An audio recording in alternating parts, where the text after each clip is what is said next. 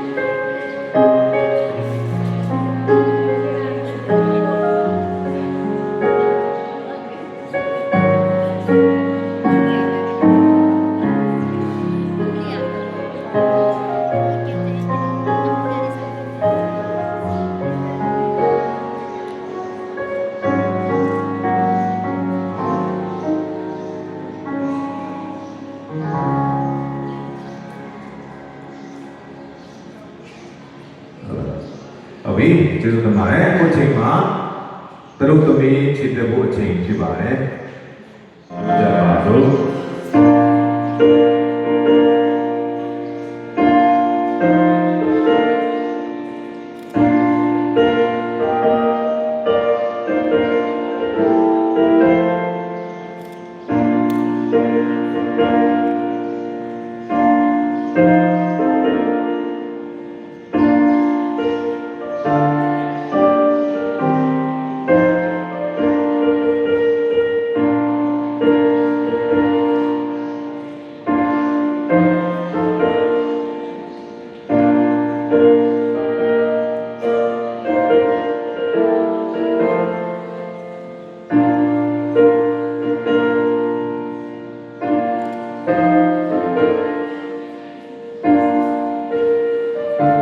နေရာများရှိနေပါတယ်။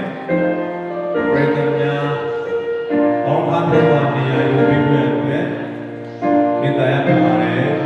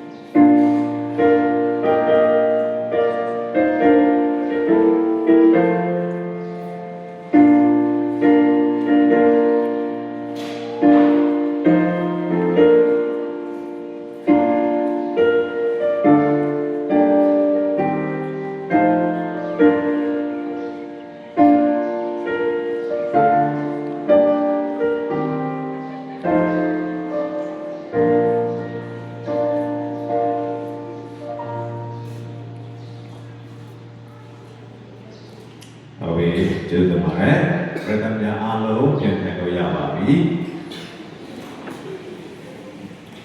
အားလုံးပြန်ထိုင်လို့ရပြီနော်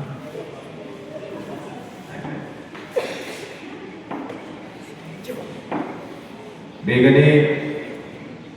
2026မတ်လတရက်နေ့မှာဆိုရှင်တော့အမတမတာယာလာပါတဲ့မနေ့ချိန်ခါမှာမောင်မင်းကိုနဲ့မေခိုင်ဆိုးဝေမေရမိုင်းတို့ရဲ့မင်္ဂလာအခမ်းပွဲမှာကြွရောက်လာကြတဲ့ဧပြီလများအားလုံးကျောင်းသူကျောင်းသားများအားလုံးဆရာသမားများအားလုံးမိတ်ဆွေများမိဘနှစ်ပါး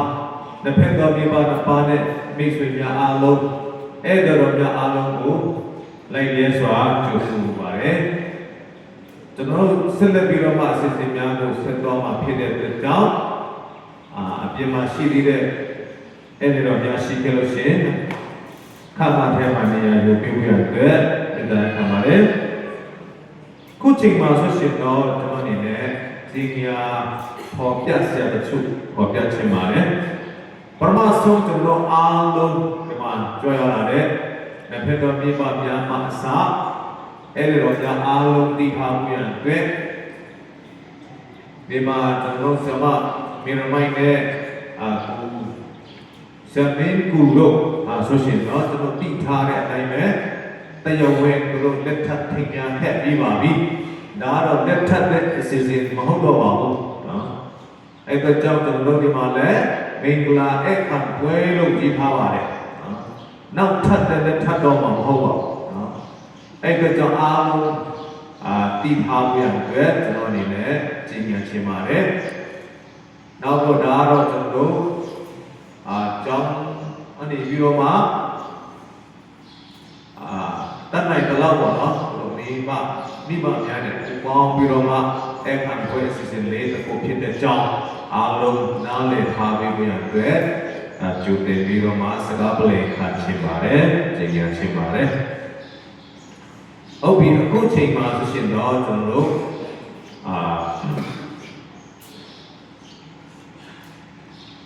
ခုချိန်မှာဆိုရှင်တော့ကျွန်တော်တို့အနေငယ်တော့နော်အားပေးစကားကျွန်တော်အနေနဲ့ပြောပြသွားမှာဖြစ်ပါတယ်သူတို့သားနဲ့သူတို့သမီးအရှိမမတ်တရားပေးခွင့်ရတဲ့တရားခံပါတယ်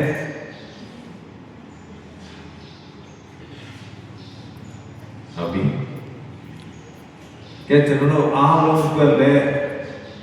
အကျိုးရှိအောင်ပါနော်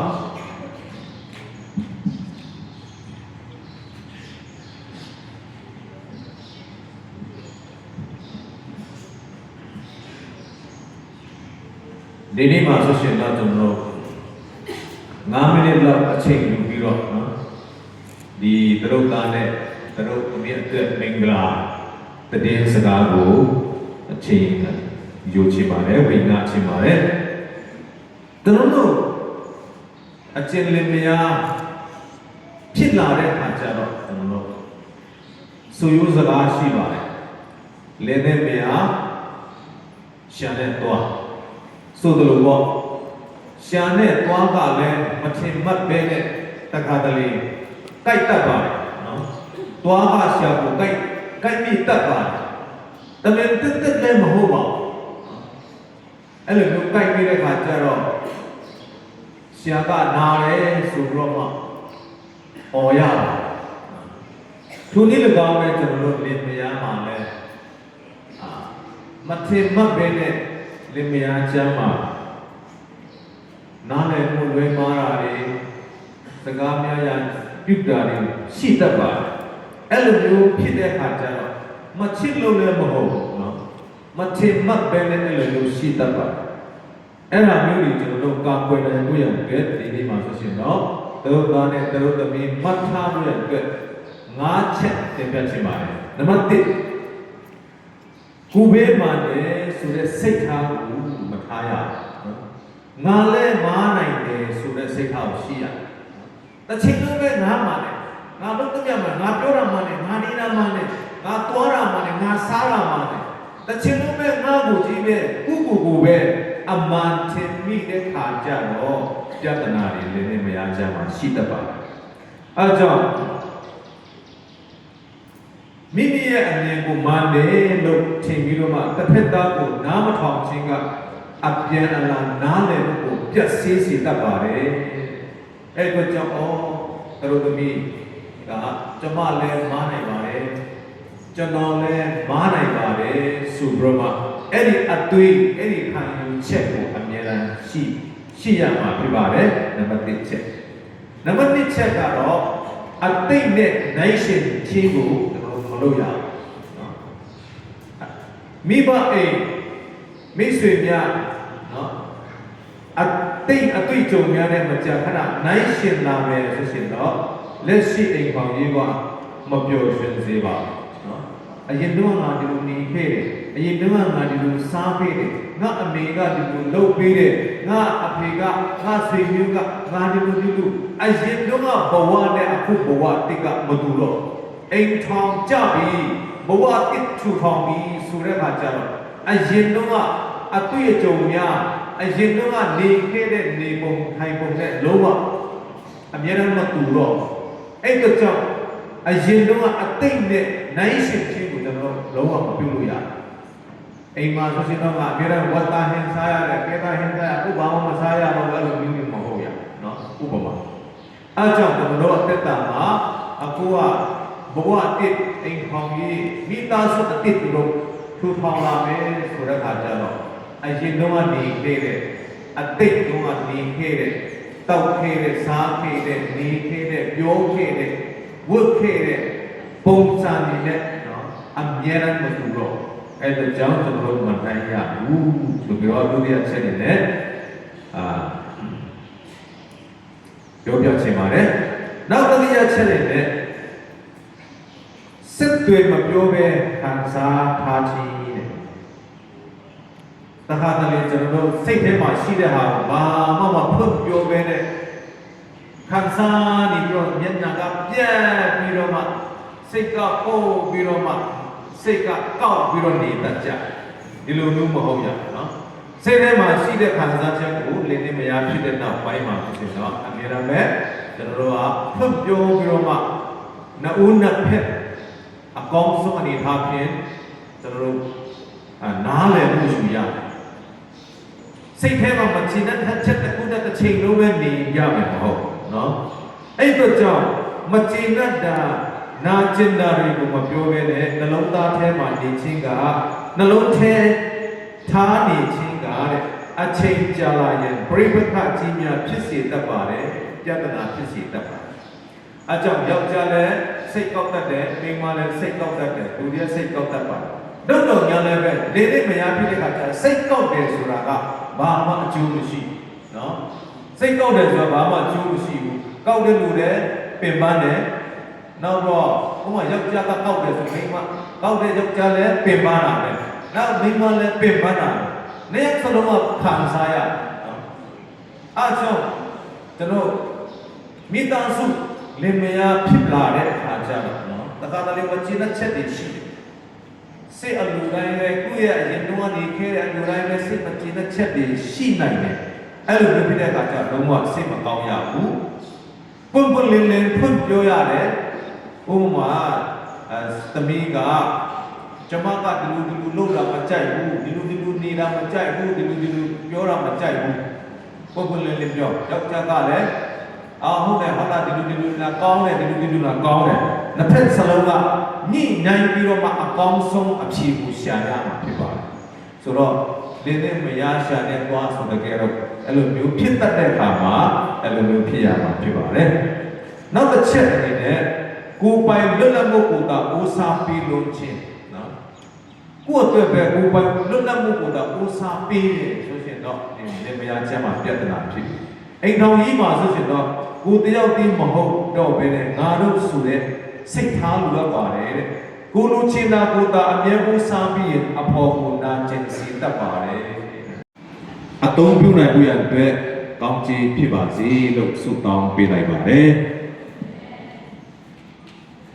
ဟုတ်ပြီကျေးဇူးတင်ပါတယ်ပြန်ထိုင်လိုက်ပါပြီနော်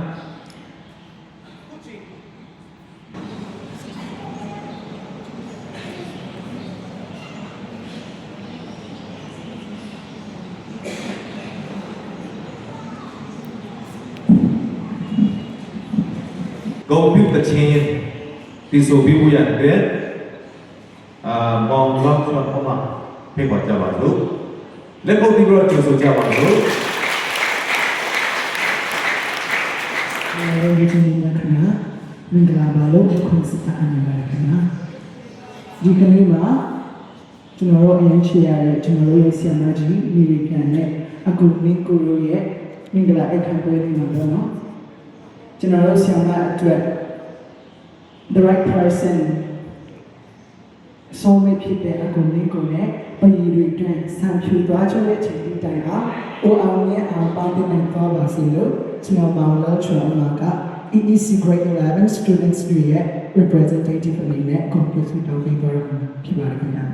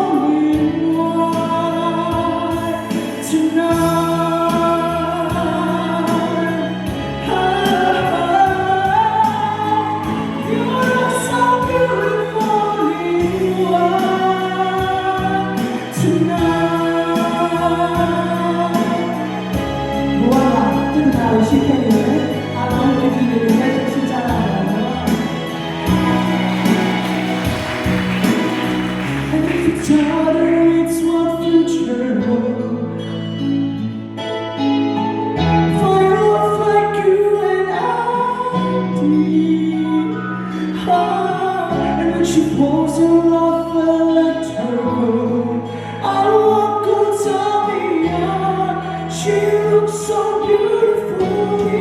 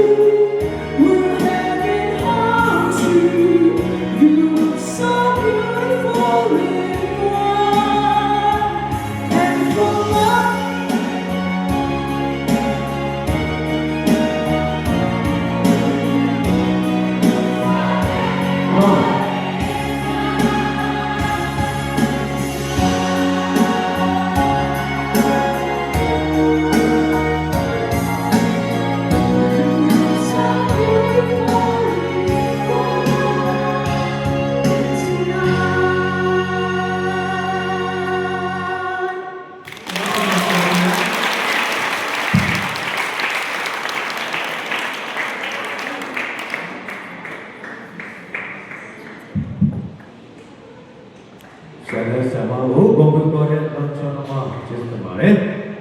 Celebiro Ma Muchima Sushina Tulu Protane Protami Bedoma Mami Pyong Nine Chinka Demia Le Chalo Pyuluk Sima Pibare Jesubi Broma Simania Yubibu Tangso Simare Simania Yubiba Now, so long, yet now, no much about it. Oh, really? Hello, I'm less to rock. The road down in Giroma, slow motion. The road to me, Honhare, Nena, who landed Guma, London be Kama to a knit song near go. Chin Nana Chin Luson and Nama Pibale.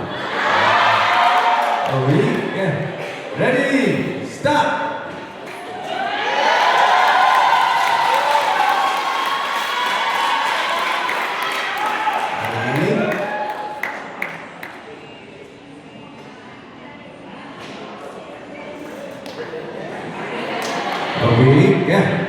Bên Việt Nam lễ tình trạng này mà các bạn ơi.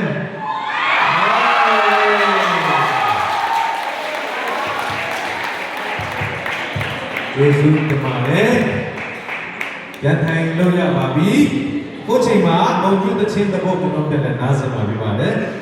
Sẽ không quý để bí đồ mà. Ông như ta trên thì số bí bà mà bí bạn ơi. Alo lên có bí hân chứ xuống trên nào.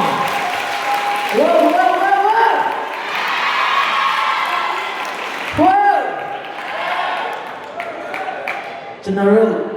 Chilu suno Mingala suno mo boy Mingala side nitte lema general kilomyo Samaro jeni mau na atwe gomyu te chi pyo bi khwe ya de atwe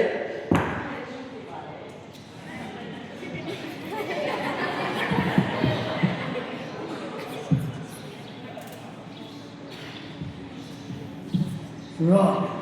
ကျွန်တော်ဒီနေ့မှာဘာတချင်းနဲ့ကွန်ပျူချစ်လဲဆိုတော့ဆွမ်းအားကျွန်တော်တို့ဘဝမှာဆွမ်းအားရှိနိုင်တဲ့တပါလို့လဲဆိုတော့အချစ်ရှိမှဆွမ်းအားဖြစ်လာတာတကယ်ဟုတ်ပါသလား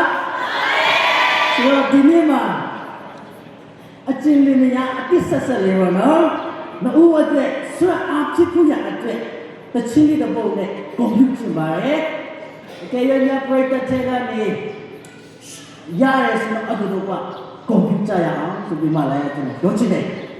We look so after the cine. Computer,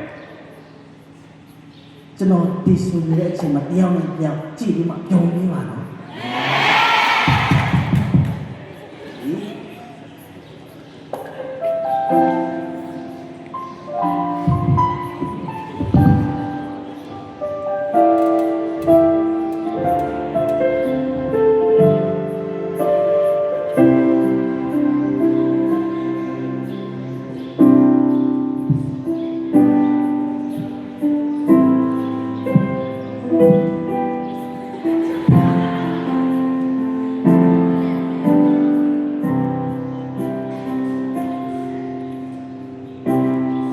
se tuare mano lunga Dime ti manulare Quelle tuare te daya Mire Hame tuare e menya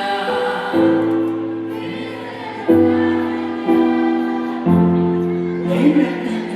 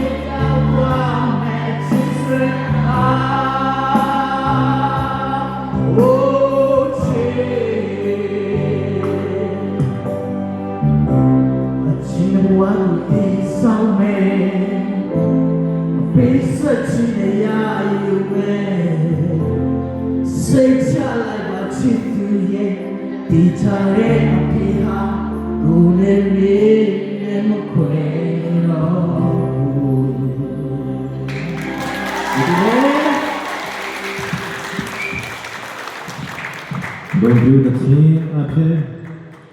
Probably got us a way to chase the mare. Who said the Bureau Martin? Zani Mama disagree. So watching Pimare, says the Buye, near you be we and there, and Mare. Near Salo, Yana Mubiroma, တရားနဲ့တရားနော်ကြည်ရင်းနဲ့ပေါ့နော်တို့သစ္စာဆိုတော့မှာဖြစ်ပါတယ်အရင်ဆုံးတို့သားနေပြီးတော့မှသစ္စာဆိုမှာဖြစ်ပါတယ်သစ္စာဆိုတဲ့ချိန်မှာအစင်ပြီးတယ်ဆိုရှင်လက်လေးကိုကိုက်စီချင်ပါတယ်စင်ပြီးမလား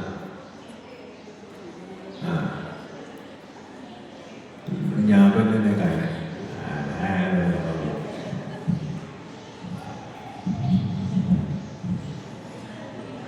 ဟုတ်ပြီကျွန်တော်မင်းတို့ဒီပရိသတ်နဲ့တင်ညာရှိမောင်းတော့မြေမိုက်ကိုတိမ့်ပိုက်ကကျွန်တော်ရဲ့စီရီအဖြစ်ဆုံးဖြတ်ခြင်း၌ပေါင်းဖက်တော်ပါမည်ကျွန်တော်ဒီတင်အားချမ်းသာတော်၎င်းကျမ်းမာတော်၎င်းချမ်းသာတော်၎င်းနံပါတော်၎င်းအခြားသူများအားလုံးကိုစွန့်ပယ်ကတင်တဲ့ဥရိယတာပြည့်စုံတာချေရန်နှစ်သိရန်ဂုဏ်ပြုရန်မြတ်လို့ရန်ဂတိတစ္ဆာပြုပါသည်ကျေးဇူးတင်ပါတယ်ကိုမျိုးသမီးကျွန်တော်ဒီတော့ဒီပြည့်တဲ့နဲ့တည်တည်လာရှင်းဆောင်ဒီမိကိုသိပ်ပိုက်တာကျွန်တော်ရဲ့လက်ထက်ကပေါ်နေတဲ့စုံမဲ့ချင်းမှပေါင်းဖော်တော်ပါမယ်ကျွန်တော်ဒီတင်အားဖြားပါတော်တော်ကျမ်းပါတော်တော်ချမ်းသာတော်တော်ဝမ်းပါတော်တော်အခြားသူများအားလုံးကိုဆုံးဖြတ်တာတင့်တူဒီကိုရာသစ္ဆုံးတာချစ်ရန်နှစ်သိရန်ဂုဏ်ပြုရန်မြတ်လို့ရန်ဂရိတစ္ဆာပြုပါသည်ဟုတ်ပြီဂရိတစ္ဆာပြုတဲ့အတိုင်းသစ္ဆုံးတိုင်းပေါင်းတင်နိုင်သောဇနီးမောင်နှံဖြစ်ကြပါစေလို့ဆုတောင်းတောင်းချီးပေးပါတယ်ဟုတ်ပြီကဲထိုင်ပြန်ထိုင်လို့ရပါပြီကျေးဇူးတင်ပါတယ်ကိုဆက်လက်ပြီးတော့မှကွန်ပျူတာချင်းတပုတ်ကျွန်တော်ထောက်ပြီးတောင်းထောက်ပြီးထားနေကျွန်တော်နားဆင်ရမှာဖြစ်ပါတယ်လက်ကုန်ဒီဘကျေးဇူးတင်ရအောင်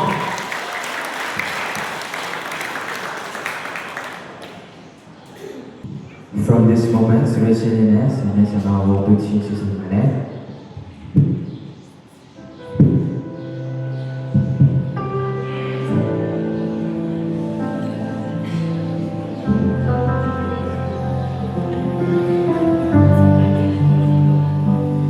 From this moment,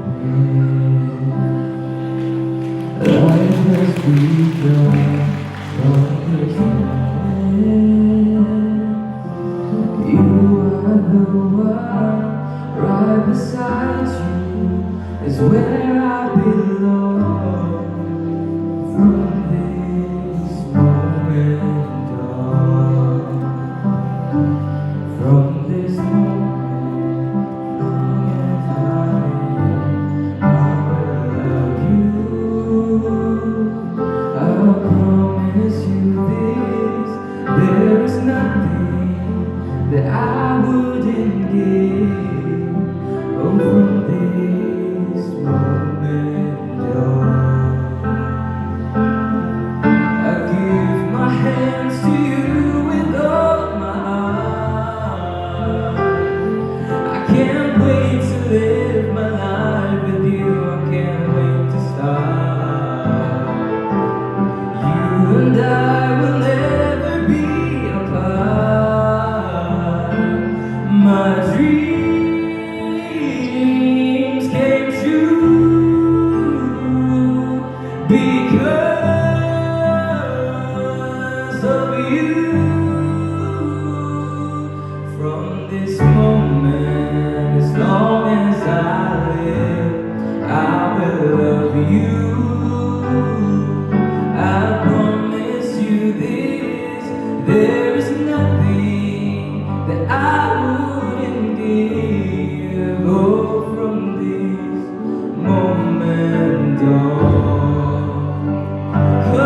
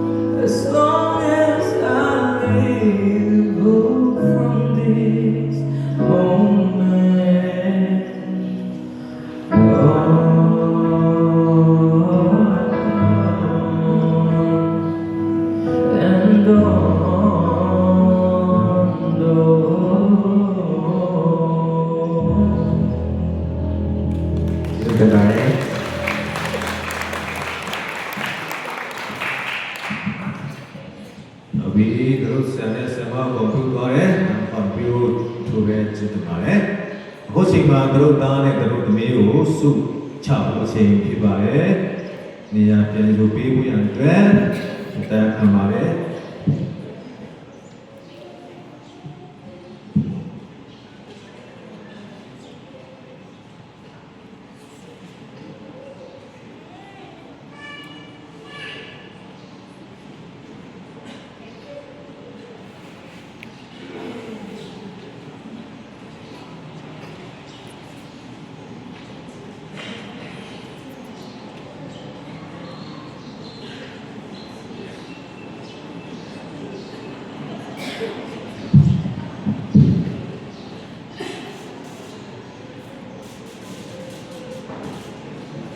Okay, ကျွန်တော်တို့အားလုံးမျက်စိမိတ်ပြီးတော့မှကျွန်တော်ဆုတောင်းကြပါစို့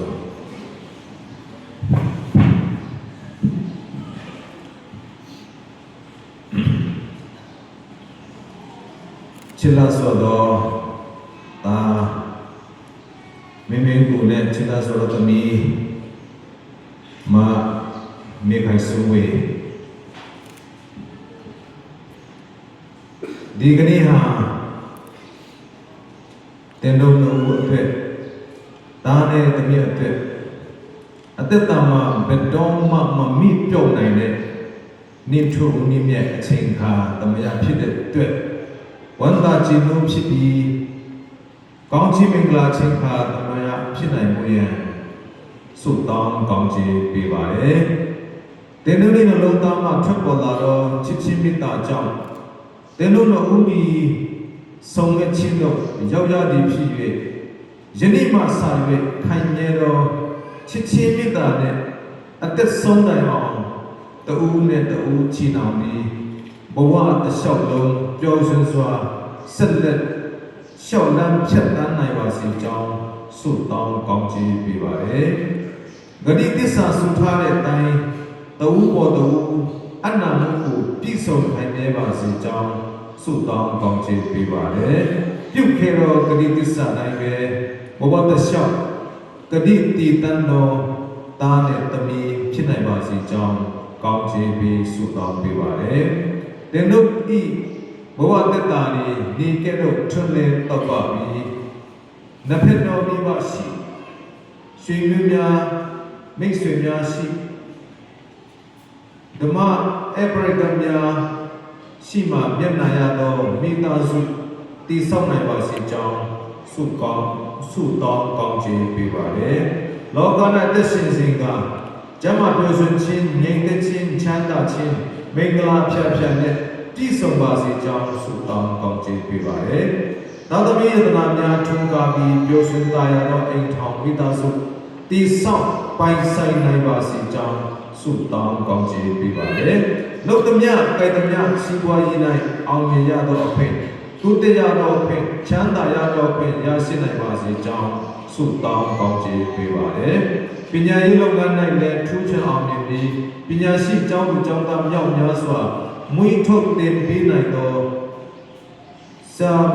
မဖြစ်နိုင်မှုရန်အတွက်ဆုတောင်းကောင်းချီးပေးပါရယ်ဒုက္ခခက်ခဲပြဿနာများရင်ဆိုင်ချိန်တိုင်း၌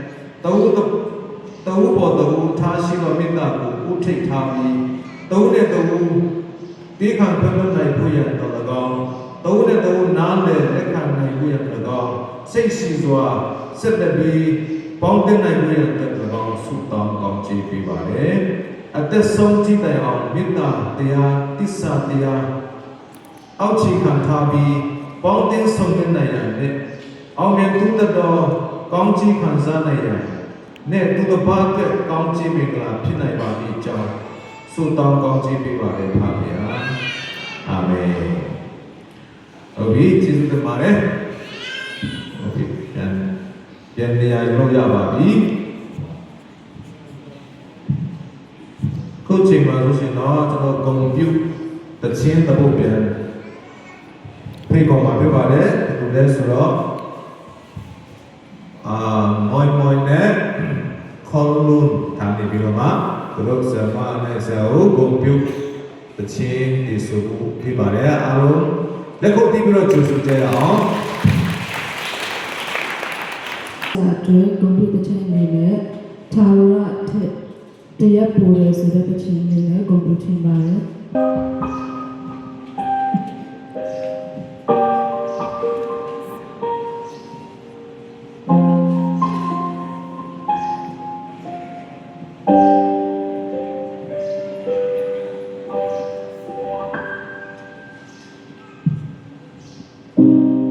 You're the patient, illumination,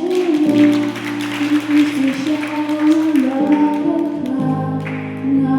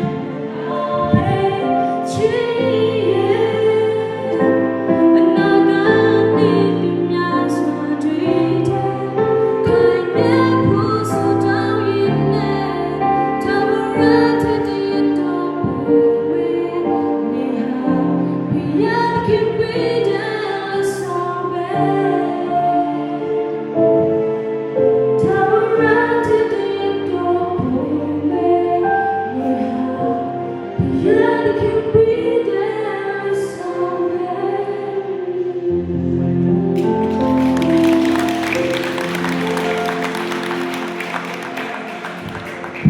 တမန်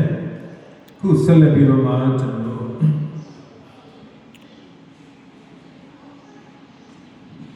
လက်စွပ်ပြီးတဲ့ ST လေးဖြစ်ပါတယ်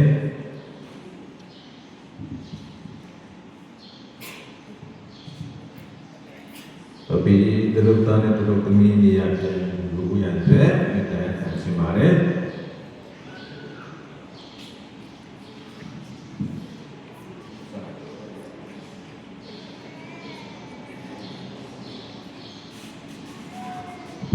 ဟုတ်ပြီ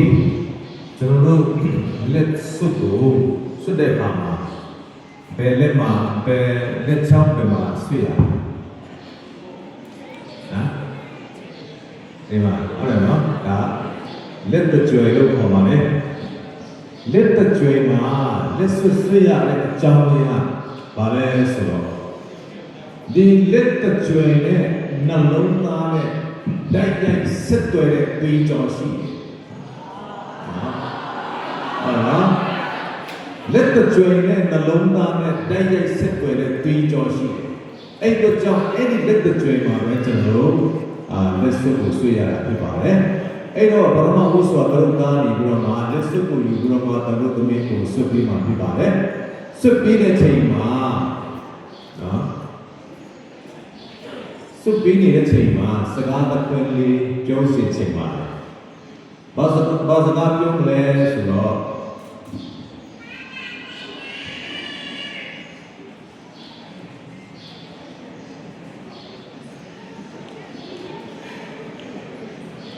ဟုတ်ပြီသူခေါ်ချင်းတဲ့နာမည်တစ်ခုနဲ့ခေါ်ပါစေချစ်ရဲ့ဖြစ်ဖြစ်ဘယ်ဒီရဲ့ဖြစ်ဖြစ်နော်မိမရဲ့လည်းခေါ်လို့ရမှာပါနော်သူခေါ်ချင်းတဲ့နာမည်နဲ့ခေါ်ပါစေပါခေါ်လာလည်းတော့မသိဘူးနော်ဆိုတော့ဒီလက်စွပ်နဲ့အတူကျွန်တော်နှလုံးသားမှာထွက်လာတဲ့ချစ်ချင်းမေတ္တာကိုတင်းကိုပေးအပ်လိုက်ပါတယ်ထာဝရသိသိပြီးပါဆိုတော့မှပြောရင်းနဲ့လက်စွပ်စွပ်ပြီးလို့ရတဲ့တောင်းဆိုချင်ပါတယ်ကဲစားလိုက်ရအောင်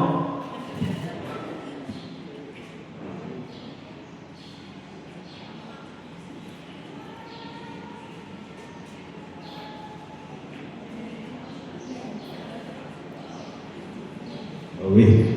ကဲနားအောင်ကြည့်အောင်ကိုယူ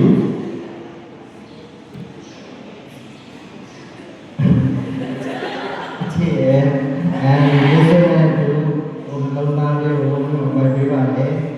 ဒါကဒီကနေ့ပါလို့လည်းတောင်းဆိုပါတယ်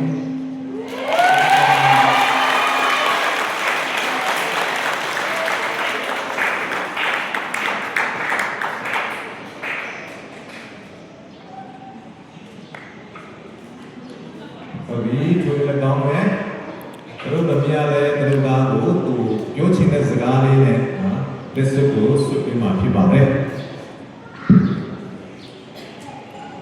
အချင်းကိုဒီလက်စလေးနဲ့အတူနှလုံးသားတစ်ခုကိုတင်လိုက်ပါလေတင်ထားပါ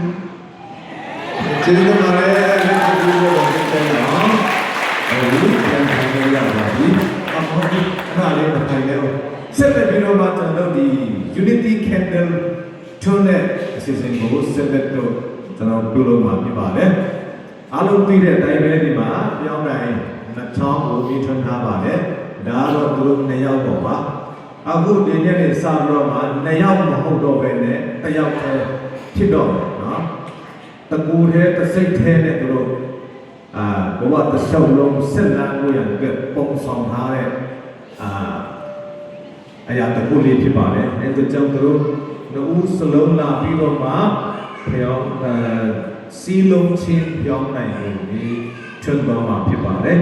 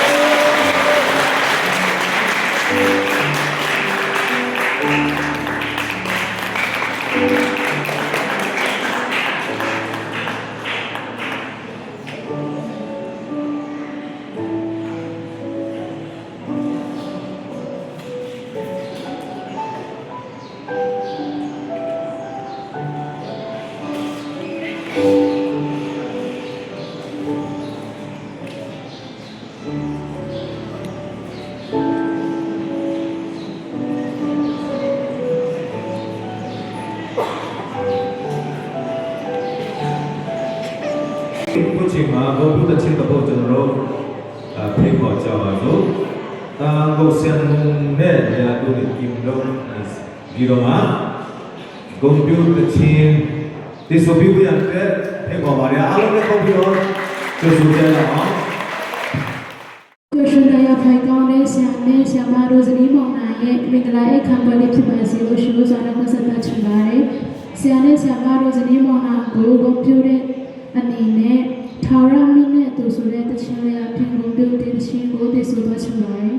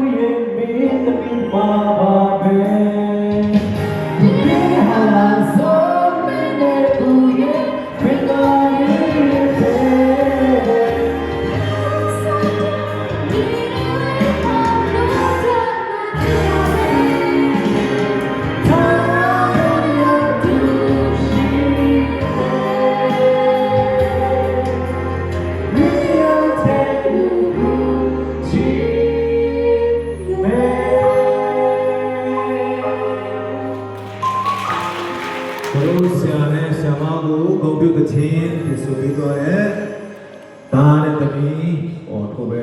စုတပါတယ်ခုဆက်လက်ပြီးတော့မှကျွန်တော်လက်မှတ်ထိုးမဲ့အစီအစဉ်ဖြစ်ပါတယ်ဒီလက်မှတ်ထိုးရန်အတွက်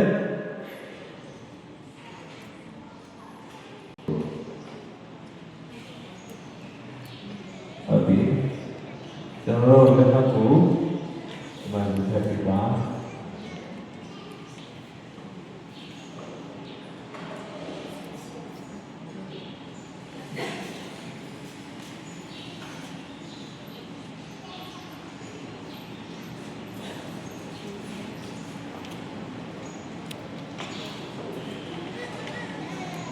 ဟုတ်ပြီ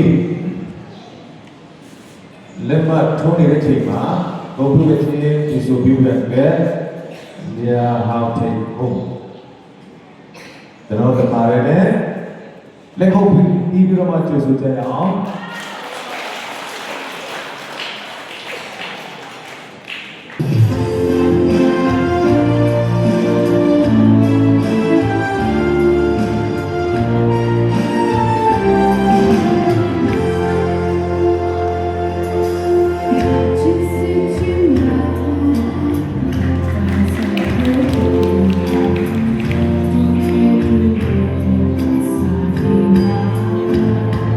Thank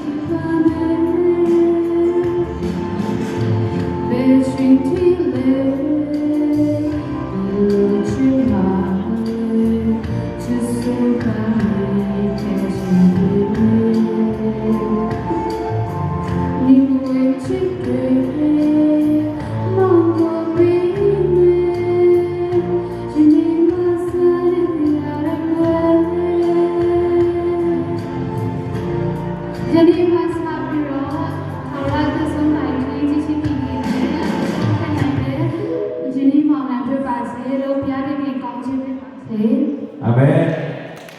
အဘိဆရာမတို့ဆရာမတို့တို့ဆရာနဲ့ဆရာမပါနော်ဂုံပြူတစ်ချင်းတည်းဆိုပြီးတော့လည်းတမင်းရဲ့ဘုပဲချစ်တယ်မှာလေဆရာပုံပွေးမှလွဲလို့ကျန်တဲ့ဂုံပြူတဲ့အဆိုတော်များအားလုံးဟာဆရာမတို့ရဲ့တပည့်များဖြစ်ပါအကြောင်းအတိပေးချင်ပါတယ်ဟုတ်ပြီအခုချိန်မှာဆိုရှင်တော့ကျွန်တော်တို့လက်ထပ်စာတတိကိပေါ့နော်ဒီကပေါ်ချိန်ပြပါတယ်နေရာလုံးလက်ခံပြီးရတဲ့နေပါတယ်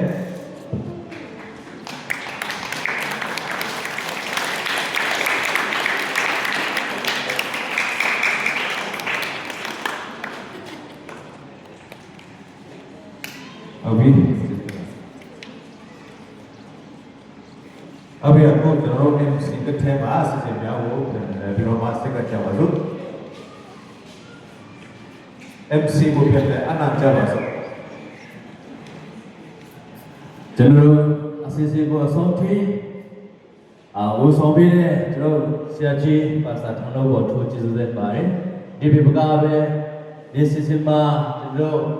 ပါဝင်ကြတဲ့အထောက်အပံ့ပေါ်တဲ့ထိုးကျေးဇူးတင်တယ်နော်ကျွန်တော်အခုချိန်မှာဆိုရင်ကျင်ညာရှာများရှိခဲ့လို့ဆိုရင်ကျွန်တော်ဆရာမတို့ဖက်ဆရာတို့ဖက်အနေနဲ့ပေါ့နော်ကျွန်တော်ကျင်ညာရှာများရှိခဲ့လို့ဆိုရင်ကျင်ညာလို့ရပါတယ်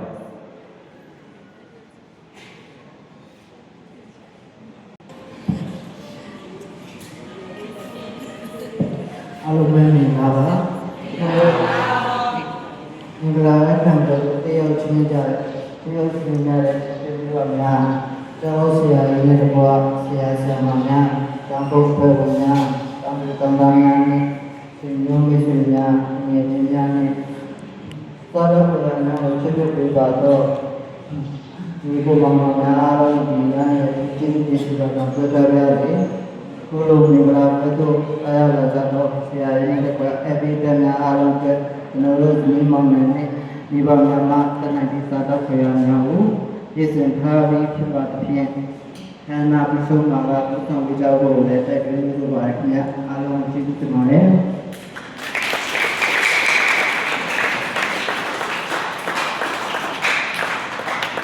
ဟုတ်ပြီတို့သားရဲ့ကျေးဇူးတင်စကားနဲ့နောက်ဆုံးပါစကားပါလို့တုံးတော်ပြပါရဆိုတာကောင်းဆုံးပဲနော်အချူဆုံးသောစကားလည်းဖြစ်သွားတယ်ပါလေဟုတ်ပြီကျေးဇူးပါတယ်ကျွန်တော်တို့သမင်းဟင်းတွေချက်ထားပါတယ်အဲ့ဒါဘာလဲဆိုတော့တချို့တွေကတက်တလုံးလည်းရှိတယ်တက်တလုံးလည်းပြင်ဆင်ထားပါတယ်အမေကအစားတဲ့သူများအတွက်စက်သားလည်းပြင်ဆင်ထားပါတယ်ဆိုတော့အမေကစက်သားနဲ့တက်တလုံးသုံးမျိုးပြင်ဆင်ထားပါတယ်ဆိုတော့အစင်ဒီတလို့အစင်ဒီတဲ့နေရာမှာပေါ့နော်အသုံးဆောင်ကြဖို့ဖြစ်ပါတယ်နောက်ပြီးတော့မှကျွန်တော်တို့ဒီဆရာမတို့ရဲ့မင်္ဂလာဆောင်ပွဲပေါ့မင်္ဂလာအခမ်းပွဲဖြစ်မြောက်မှုရတဲ့ကိုကြီးပြီးသွားကြတဲ့ဆရာဆရာမများကျောင်းသူကျောင်းသားများမိတ်ဆွေများအားလုံးကိုလည်းယနေ့ကျေးဇူးတင်ကြောင်းကျွန်တော်တို့လည်းပြောကြားချင်ပါတယ်ကျေးဇူးတင်ပါတယ်ကျေးဇူးတင်ပါတယ်ကျွန်တော်တို့အစီအစဉ်ပိတ်ကလေးမှာဆရာကိုမင်းကိုနဲ့ဆရာမမေရမိုင်ကိုကျွန်တော်စကားတစ်ခွန်းစီရေးချင်ပါတယ်เนาะအချိန်ကတော့5မိနစ်လောက်ပဲဆိုတယ်ပရိသတ်များခင်ဗျာအချိန်ပေးနိုင်မလားပေးနိုင်တယ်ကျေးဇူးတင်တယ်เนาะထူးထူးဆန်းဆန်းတော့မဟုတ်ပါဘူးကျွန်တော်ခရီးကလည်းဆရာမတို့ကိုကျွန်တော်ကြိုတင်ပြောထားတာပါเนาะအင်တာဗျူးလုပ်မယ်เนาะ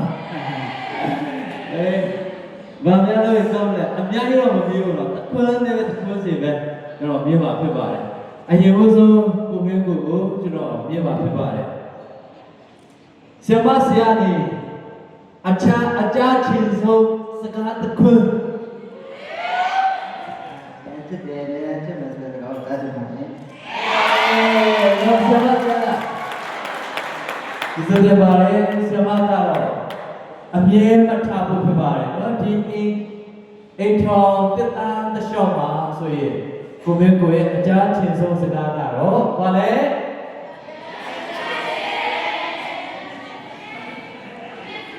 တယ်နည်းနည်းပြောမယ်ဆိုတာ ဘာလဲချစ်တဲ့ခွေးပဲမဟုတ်တော့ဘာလဲအမြဲတမ်းချစ်ပေးပါပဲနော်အရှိကြီးတာကပါလေအမြဲတမ်းစမကြပါတော့ကဲနောက်စမကိုကျွန်တော်မြင်မှာဖြစ်ပါတယ်စမကိုပဲကိုစီရနေအချမ်းချင်ဆုံးစကားတစ်ခုလည်း အမြဲတမ်းရှိပါမယ် ဟုတ်ပါပြီ ရဲပြောမယ် ကဲကျွန်တော်တို့ဒီနေ့ဆရာချက်ချင်းတဲ့စကားလေးဆရာမသိပါဘူးနော်ဆရာမချက်ချင်းတဲ့စကားလေးကိုမင်းကကြားပါပြီဆိုတော့ဒီမိသားစုဒီအိမ်ထောင်ကတော့ပြောဆိုတော့အိမ်ထောင်ဖြစ်ပါစေလို့ကျွန်တော်တို့စုဆောင်ပေးပါတယ်အထူးပဲကျေးဇူးတင်ပါတယ်အားလုံးတို့ပြရအောင်ကျွန်တော်တို့အဆုံးထိနော်ပါဝင်ပေးတဲ့အရာတိုင်းအထူးပဲကျေးဇူးတင်ပါတယ်အခုချိန်မှာဆိုရင်ကျွန်တော်တို့သူတို့သမီးနဲ့ဒီမှာရှိတဲ့ဇေမင်းပေါ်မှာနေရာယူပေးတဲ့တာဝန်ရှိပုဂ္ဂိုလ်များဇေမင်းပေါ်ကနေကျွန်တော်ဆင်းမဲ့ချိန်ဖြစ်ပါတယ်အဲ့ချိန်မှာဆိုရင်ကျွန်တော်တို့လျာဝဲလို့အနေနဲ့ဂုံပြုတ်တစ်ချင်းဆိုပေးမှာဖြစ်ပါတယ်အားလုံးထိုးကျေးဇူးတင်ပါတယ်ဘုဆောင်မဲ့အဆအစာတော့ရောအစီအစဉ်ကိုရုပ်သိမ်းတဲ့အနေနဲ့ရောကျွန်တော်တို့အထူးဆုတောင်းပေးဖို့ဆရာပုံပွေးကိုတည်ရခံပါတယ်ဆရာပုံပွေး စိတ်ချမ်းသာခြင်းခွင့်အားများမှုဖြစ်စီတနာတော်မူပါကျန်ရှိနေသောအချိန်နာရောလုံးစုံကိုလည်းပဲဘုရားရဲ့လက်တော်ခြေတော်ခန္ဓာတော်ကနေရာမှာတော့တကယ်ရှိဖြစ်တဲ့နာမတော်ကိုမြည်ပြီးဒီနေ့ဆက်ဆက်ကဆုတောင်းတနာနာမှာရတဲ့အာမင်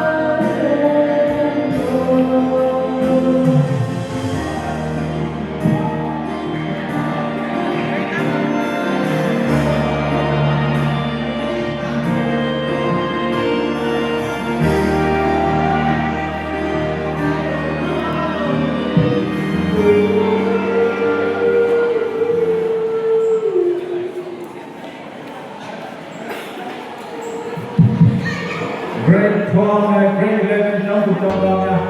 ဒီနေ့ဘုရားမြတ်မှာဘုရားကြီးဒီနေ့များဖက်တဲ့မှာများချက်ကိုမြည်လို့ဒီတိုင်းပါပဲ Great 12နဲ့ Great 11ကျောင်းသူကျောင်းသားများအများဆုံးနားမည်နေတာပါ Great 11နဲ့ Great 12ကျောင်းသားများအများဆုံးနားမည်နေတာပါ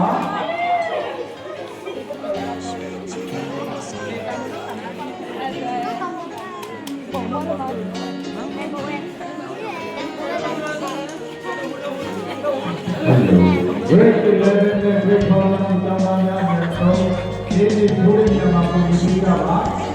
ဒီနေ့ရောအားလုံး